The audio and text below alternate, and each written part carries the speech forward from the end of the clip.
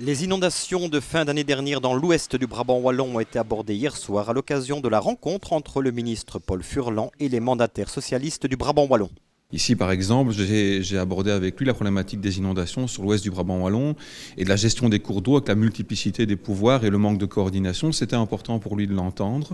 Il faut savoir que les voies d'eau sont réparties en 3 niveaux gérés par des pouvoirs différents, de quoi compliquer l'entretien des cours d'eau. Le ministre des pouvoirs locaux en est parfaitement conscient.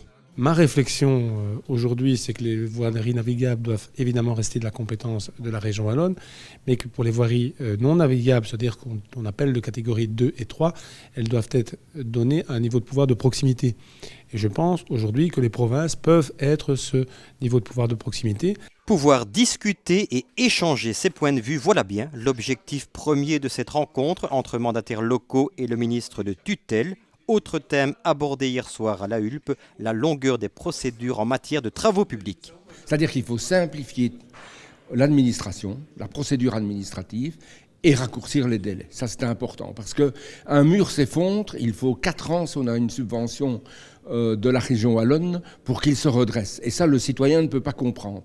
Donc, la discussion qu'on a eue avec Paul Furlan, c'est de se dire, mais bon, est-ce qu'il faut vraiment 2 signatures? Est-ce qu'il faut vraiment ce cheminement laborieux du dossier? Non, je ne crois pas. Pendant 2 heures, Paul Furlan a donc pris la température du terrain. Il a aussi pris bonne note de certains dysfonctionnements constatés par les mandataires locaux au niveau du code de la démocratie locale. Est-ce que celui qui a le plus de voix dans la liste la plus importante, qui constituera la majorité, doit être nécessairement le bourgmestre? Parce que pour 36 raisons différentes, qui sont aussi bonnes les unes que les autres, il pourrait dire « moi ça ne me convient pas, parce que c'est trop fastidieux, parce que c'est trop prenant, et par conséquent je gâche ma vie, et par conséquent je préférerais être échevin ». Le ministre a pris bonne note de ces remarques à un moment stratégique au niveau du code de la démocratie locale.